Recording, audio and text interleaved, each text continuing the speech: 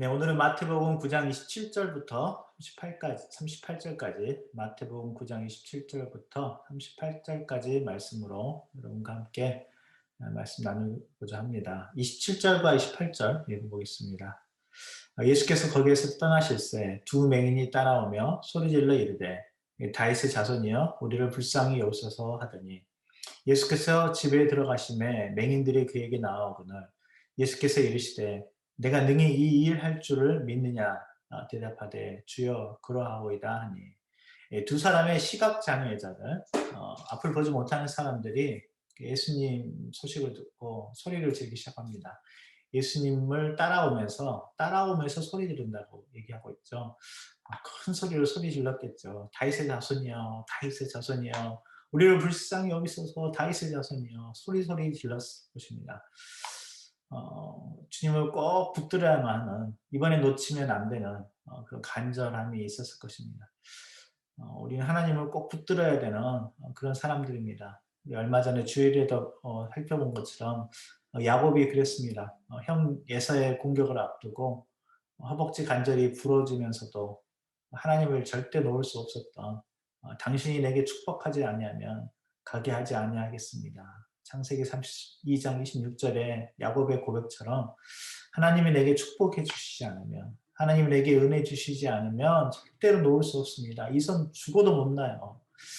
오늘 이 두 맹인도 아마 그랬을 것입니다. 소리 지르면서 다윗의 자손이여 우리를 불쌍히 여기소서 불쌍히 여기소서. 강해 설교로 유명한 존 맥어더 목사님이 계십니다. 이분이 굉장히 목회도 잘하시고 설교도 잘하시고 설교로 유명하신 분이니까 그냥 뭐 평탄하게 목회를 하셨을 것 같은데 누구나 그렇듯이 어려움이 여러 번 있었습니다. 교회를 시작하면서 애지중지하면서 정말 마음을 다해서 이렇게 키우고 양육했던 이렇게 5명의 제자가 있었습니다. 마음을 주고 사랑을 주고 함께 공유했던 그런 5명의 제자가 있었는데 한 번은 교회 다른 사람들이랑 같이 찾아와서 목사님 사임하라고 막 몰아붙이는 거예요. 목사님 사임하라고. 그만 나가시라고. 꼭 그 브루투스 넘하죠.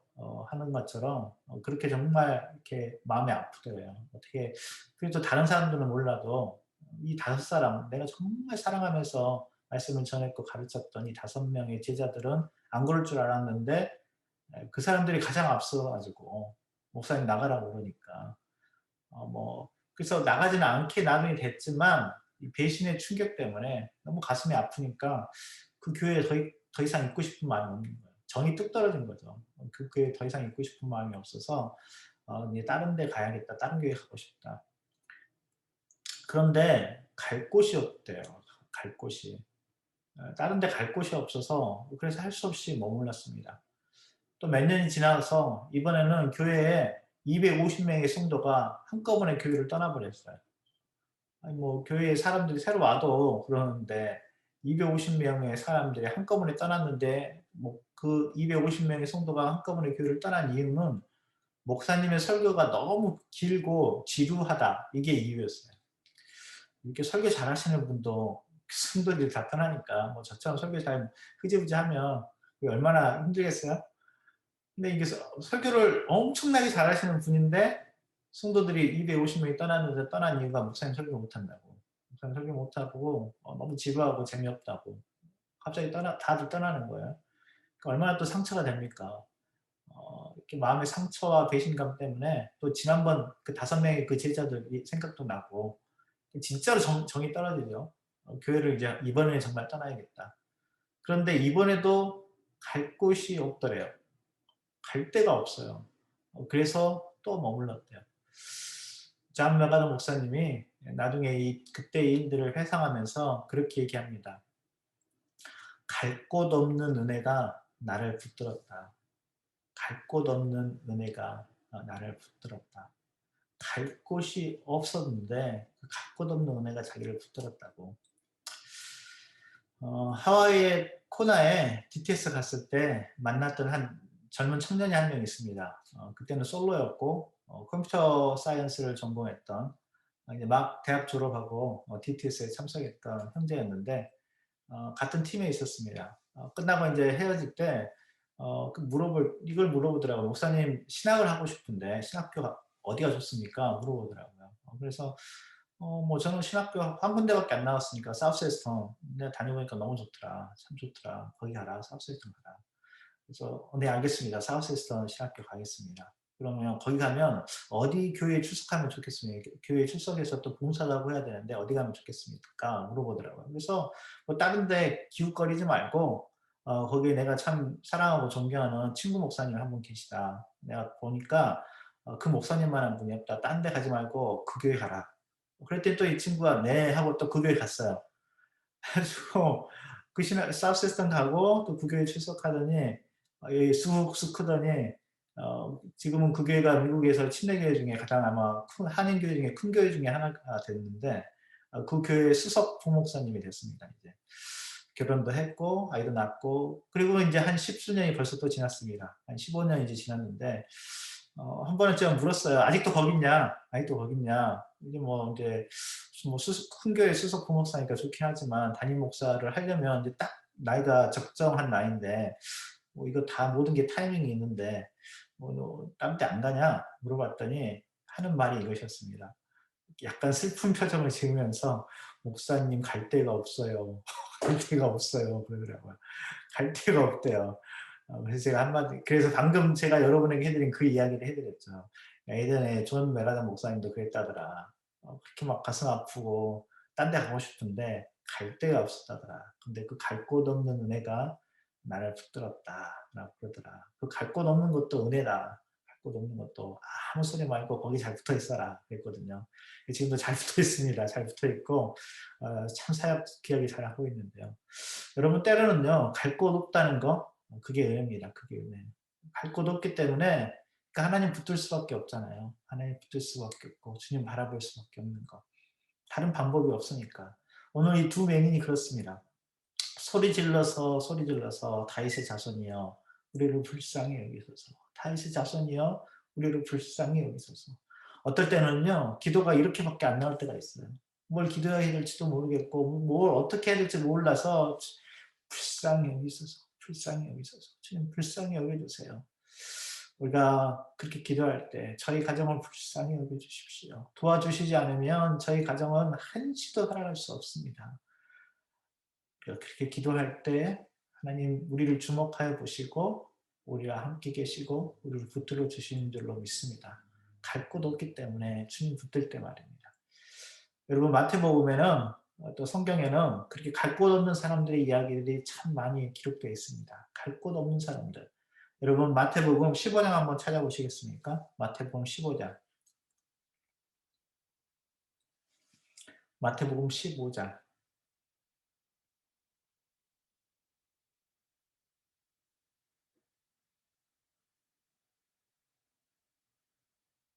마태복음 15장. 마태복음 15장. 마태복음 15장 21절인데요. 21절부터 28절까지인데 21절에 어떤 한 여자가 나옵니다. 예수님께서 두로와 시단 조항으로 가셨는데 22절에 보니까 이렇게 기록되어 있습니다. 가나안 여자 하나가 그 지경에서 나와서 소리질러 이르되 주 다윗의 자손이여 나를 뭐라고요? 불쌍히 여기소서 내 딸이 흉악하게 귀신 들렸나이다 하니 가나안 여자인데요. 마가복음에서는 이 여자가 헬라인이고 스로보닉의 족속이다라고 말합니다. 이방 여자입니다. 한마디로 이방 여자예요. 유대인 여자가 아니라 이방 여자인데 소리 질렀는데 아까 그 맹인들하고 똑같아요. 주 다윗의 자손이여 나를 불쌍히 여기소서 불쌍히 여겨달라고 불쌍히 여겨주십시오. 내 딸이 귀신 들려서 흉악한 귀신 들렸습니다. 또 어떻게 해야 될 방법이 없습니다. 소리 지르는데요. 예수님의 반응이 이상해요. 한 말씀도 대답을 안 하세요. 한 말씀도 대답. 돌덩이처럼 굳어가지고 아무 말씀도 없어요. 아니 다른 사람들은 그렇게 잘 고쳐 주시더구만. 아니 이 여자가 이 가난한 여자가 부르짖는데 너무 무시하는 것 같아요. 가난한 이방인이라 그러나 여자라고 그러나 아니 너무 무시하는 것처럼 한 말씀도 대답을 안 하세요. 그리고 고작 하신다는 말씀이 24절에 보니까 나는 이스라엘 집에 잃어버린 양 외에는 다른 데로 보내심을 받지 아니하였노라. 가슴 찢어지는 얘기를 합니다. 나는 이스라엘 집 이방인이 아니라 이스라엘 집에 잃어버린 양 외에는 다른 데로 보내심을 받지 않았다. 여러분 하나님이 여러분의 기도만 안 들어주시는 것 같을 때 있습니까? 유독 여러분의 기도만 안 들어주고 하나님의 침묵이 계속되는 것 같처럼 다른 사람들은 금방금방 잘만 고쳐주시고 들어주시는데 내 기도에는 입을 다무시는 것 같고 내 기도에는 응답이 없고 차가운 거절처럼 보일 때요. 하나님의 침묵이 이렇게 완전한 거절을 의미하는 것은 아닙니다. 오늘 이 여자가 예수님의 그런 반응에 돌아서지 않습니다. 여기만 있어? 딴 데 가면 되지? 그렇게 생각하지 않습니다. 이렇게 하죠. 25절에 주여 저를 도우소서. 그리고 이렇게 말합니다. 예수님께서 그 말에도 주여 저를 도우소서. 그럼 좀 도와주신 만도 한데 자녀의 떡을 취하여 개들에게 던짐이 마땅하지 않다. 자녀의 떡을 취해서 그러니까 내 자식들 먹을 걸 쪼개가지고 개들한테 던져주겠니? 이런 뜻이잖아요. 그러니까 뭐라고 말하는 거예요? 너는 개다. 이거잖아요.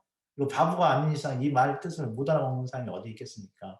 자녀의 떡을 취하여 개들에게 던짐이 마땅하지 아니하다. 기도받으러 온 사람한테 제가 이러면 어떻게 될까요? 당장 다음날 신문 나겠죠. 뉴스에 나오고 난리 날 겁니다. 오스틴에서 바로 떠나야 될 거예요.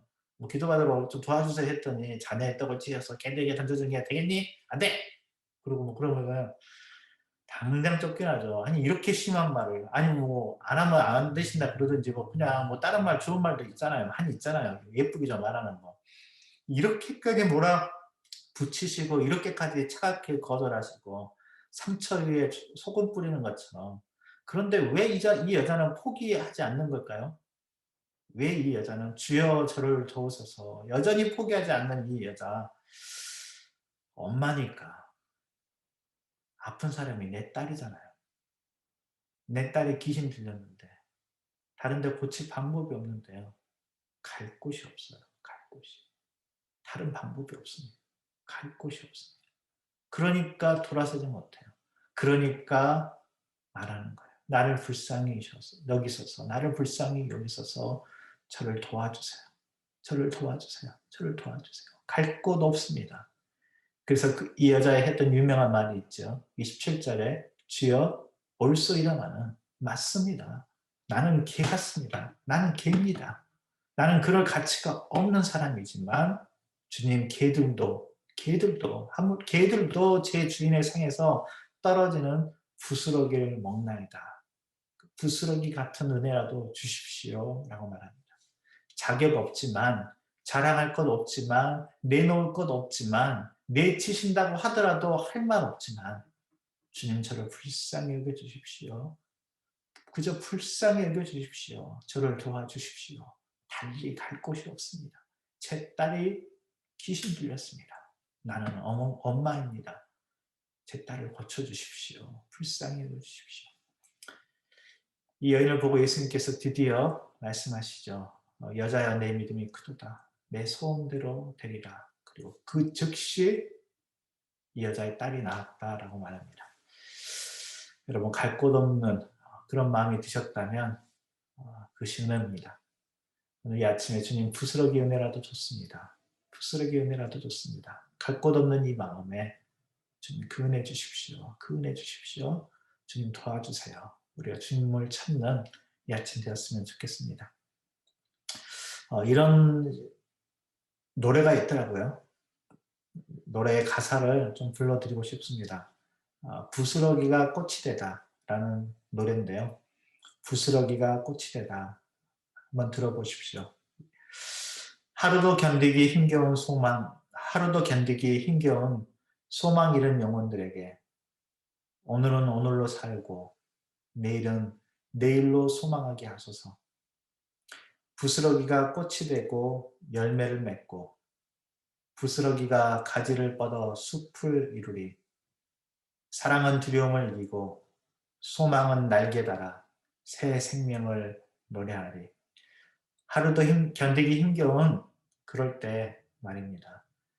부스러기가 꽃이 되고 열매를 맺고 부스러기가 가지를 뻗어 숲을 이루는 부스러기 같은 그 은혜라 할지라도 그 은혜가 떨어질 때 이 여자는 그 딸이 살았습니다. 부스러기 같은 은혜가 떨어질 때 우리들의 가정이 살고 우리들의 그 상처받고 힘들었던 곳에서 다시 한번 열매를 맺고 숲을 이루는 그 하나님의 놀라운 일들이 있게 되기를 소원합니다. 오늘 말씀 하나만 더 읽고 마치겠습니다. 우리가 불쌍히 여기셔서 기도할 때 시편 57편 1절 시편 57편 1절 시편 57편 1절 오늘 아침에 이 말씀으로 기도하시면 좋겠습니다. 시편 57편 1절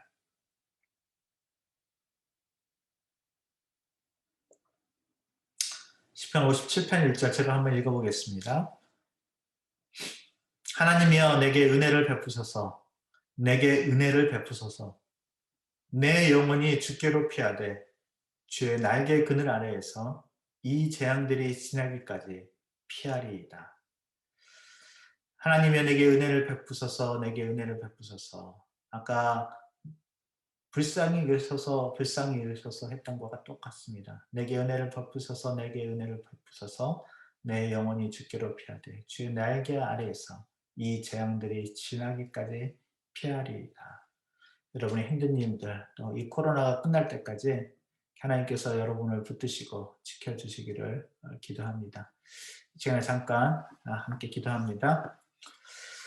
하나님 힘들고 어려울 때 뭐라고 기도해야 될지도 모를 것 같을 때 오늘 이 하루도 견뎌내기가 힘들 것 같을 때 하나님 부스러기 같은 은혜라도 좋습니다. 하나님 그 은혜 우리에게 주시옵시고 이 하루 하나님의 은혜 가운데 견뎌내고 버티게 하여 주시옵소서. 하나님 불쌍히 여겨 주시옵소서. 불쌍히 여겨 주시옵소서.